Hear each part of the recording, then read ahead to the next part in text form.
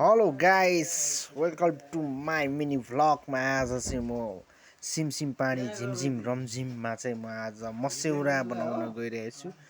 मस्यौरामा चाहिँ हेर्नुहोस् हजुर, मैले टक्कसँगले चाहिँ मेथी झैँ झानेर त्यसमा लसुन पनि 2-3 पोटी काटेर चट्टो लाएर त्यसपछि प्याज झ्याम रातो रातो परुन्जेलसँग यसमा चाहिँ मैले टमाटर अदुवा लसुनको पेस्ट लाइवरी चाहिँ मजासँगले चाहिँ बनाउन लागिरहेछु हजुर।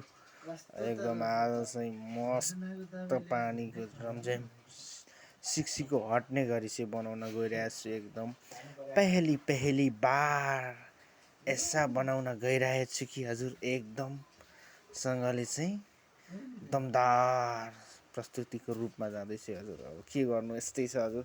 पानीले गर्दा सब्जी ल्याउन पाइएन, मस्यौरा पोको पारेर यसो अलिकति राखेको थिएँ, यसैलाई नै बनाउन गइरहेको छु हजुर। एकदम अब यसको त खासै बनाउने चाहिँ अब तरिका खासै नजाने पनि आफ्नो स्टाइलमा चाहिँ लोकल तरिकाले चाहिँ दिन लागे हजुर। एकदम हेर्नुहोस् ल, मस्त झ्याटसँगले चाहिँ यसमा पहिले फ्राई गरिसकेपछि यसमा चाहिँ अब होइन एकछिन पकाइवरी मजाले चलाइवरी चाहिँ तर्लङ्ग पानी लगाएर भुलुक भुलुक उमाले चाहिँ हजुर एकदम